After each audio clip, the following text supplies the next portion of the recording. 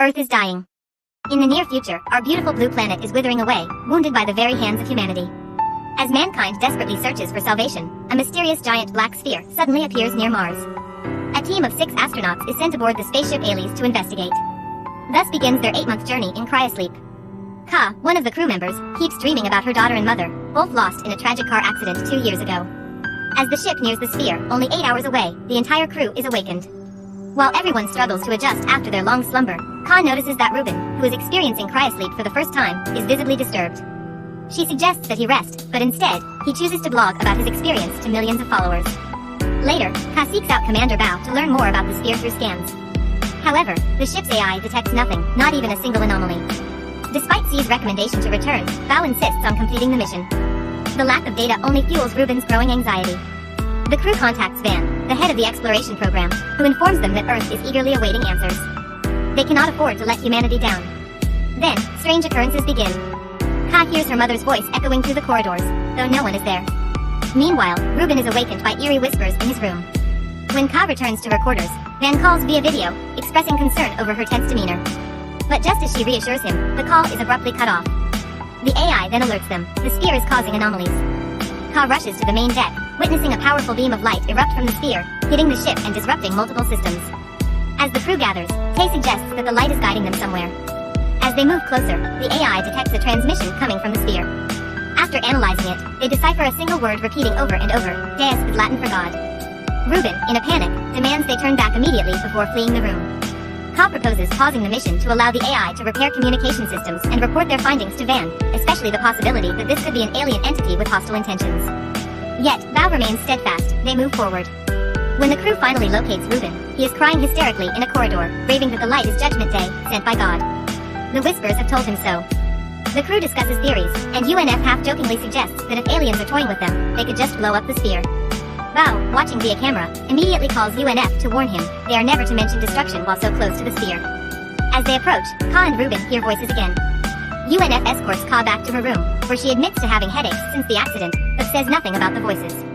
Their conversation is interrupted when T reports that Ruben has gone missing. Despite UNF's concerns about Ka's health, she joins the search. The crew splits up, and T is assigned to the cargo bay. Hidden behind the containers, she finds Ruben performing a ritual inside a circle of light, his skin carved with religious symbols. When T sees him, she screams in horror. Ka and UNF arrive, but it's too late. Tay lies dead, his organs ripped out. Ruben, realizing they found him, takes Ka hostage, threatening to kill her. In a crazed frenzy, he declares that they have already been judged and that stepping onto the sphere will make them part of God's massacre. He insists that Bao is hiding something, and they must seize control of the ship. Just then, Bao appears behind Ruben and shoots him dead without hesitation. Coldly, he orders UNF to fetch 2 body bags, showing no emotion over the deaths of his crewmates. Later, Ka picks up Ruben's knife and follows Bao into the elevator, demanding to know if he really knows something. Bao denies it but grows furious at her lack of obedience, reminding her that orders are orders. Back in her room, Ka explodes in anger, accusing Bao of being heartless over their fallen comrades. But he simply walks away. Instead of using body bags, UNF places the bodies in their respective cryopods. With 3 hours left before reaching the sphere, the crew detaches Ares' main module and moves into a smaller shuttle, better suited for maneuvering near the sphere. They saw a type of structure on the sphere, but couldn't understand what it was. As the last ship landed on the sphere, the communication system reactivated, and the crew received a call from Van, who reported that 10,000 unidentified structures, similar to what Ka had seen, had appeared on Earth. However, they showed no signs of invasion. Bao ordered UNF and Kala to investigate, and Xan volunteered as well since they needed a scientist. The 3 donned protective suits and left the ship while Ka monitored them through the cameras. The sphere was completely dark, preventing them from seeing far, and Ka's scanner detected nothing.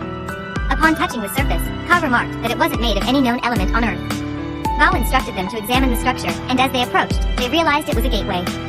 Suddenly, a blinding light began to radiate from within the gate. UNF fired a flare to illuminate the rest of the structure. They saw a symbol known as Event Horizon, representing the boundary beyond which events could no longer affect an observer. Ka called it the end of existence. Scanning the gate confirmed that it was made of the same material as the sphere. At that moment, the crew heard an eerie sound, impossible in a vacuum. Bao reported that the ship's AI had intercepted a signal and was relaying it to their system. The signal simply said, "Welcome." As the light intensified, a woman appeared within the gate. She sent a message directly into their minds, which the AI translated for the crew. She claimed to speak on behalf of the creator of all existence. This creator had come as a warning and to offer humanity a choice. Those who stepped through the gate would find eternal peace, and Ka was chosen to guide them. Inside the gate lay the end of all suffering. But those who refused would perish when the sphere reached Earth to destroy it. Suddenly, the woman transformed into Ka's mother and told her that someone was waiting for her inside the gate. Stunned, Ka stepped into the light. A memory of a car accident flashed through her mind before she found herself near a golden city, with fresh wounds from the crash still on her forehead. Her daughter was there. Ka ran toward her, but before they could reunite, Ka woke up, convulsing on a table inside the ship. She vomited, confused about how she had returned. UNF explained that she had nearly collapsed after stepping out of the gate, so he had carried her back. Exian, however, hadn't survived. Their conversation was interrupted by a call from Van, who demanded details. Ka described the Golden City and compared it to Jerusalem, prompting UNF to call it heaven. She didn't mention her family, even when Van pressed for more information. Not believing her, he kept questioning, but she insisted she had seen nothing else. Once the call ended, Bao stormed out, frustrated. Ka asked about Exian's death. UNF claimed Exian's suit had torn, but Ka didn't believe it. Those suits were made from an indestructible material. UNF then said Exian had improperly secured his gloves and suffered decompression. Again, Ka doubted this. Exian was an experienced explorer. Suspicious, UNF reminded her that anyone could make a mistake and told her to rest. Meanwhile, Kala wanted to explore the sphere again, but UNF announced that the ship was already departing. In a corridor without cameras, UNF asked what Ka really saw inside the gate. She confessed about seeing her family, but also admitted she didn't trust Van or Pa. They were hiding something. Shortly after, the AI announced that the crew would enter stasis in 1 hour. Ka took Ruben's knife and inspected Exian's suit. Then, she used the knife to break into Pa's room, searching for clues. Bao saw her through the security cameras and sent UNF to stop her. Inside Pa's room, Ka found a gun and highly classified files. UNF arrived at the door, but Ka aimed the gun at him to keep him back. After reading the files, she discovered that UNF had once been an elite Special Forces soldier. However, he insisted that was in the past and swore he knew nothing about the sphere.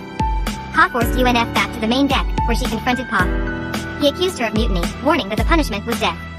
Ka countered by revealing that Exian had been shot, and she suspected UNF, given his past as an assassin.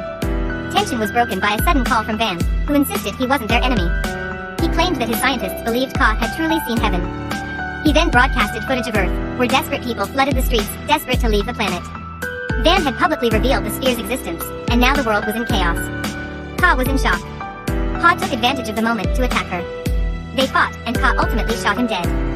Then, she realized she was wounded, her stomach bleeding. Once Van disconnected, Ka pointed her gun at UNF. He admitted to killing Exian, but insisted he didn't want to kill her. He wanted to know the truth about the sphere as much as she did. Choosing to trust him, Ka let UNF take her to the medical bay to treat her wound. As she recovered, she admitted she wanted to return to the sphere.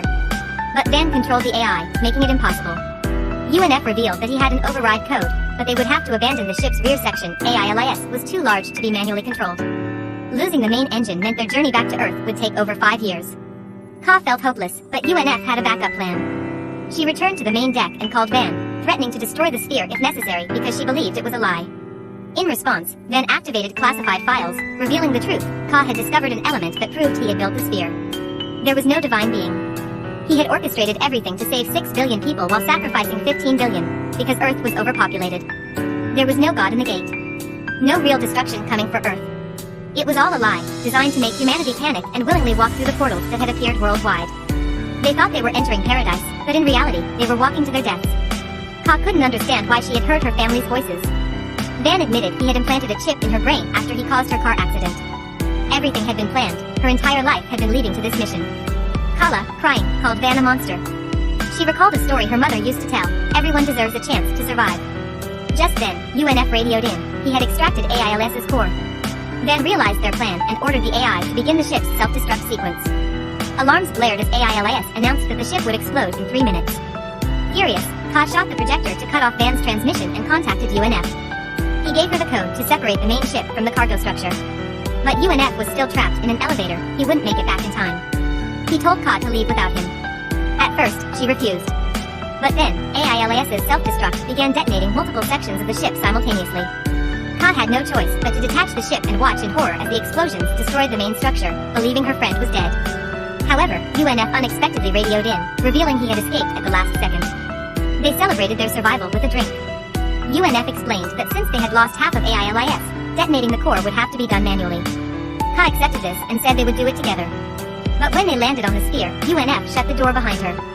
He told Ka to return to Earth and tell the world the truth. She left on the ship, saying goodbye to UNF one last time. Once she was far enough, UNF detonated the core, finally destroying the sphere. Now, Ka was alone, traveling back to Earth. The AI announced that the journey would take 7 years.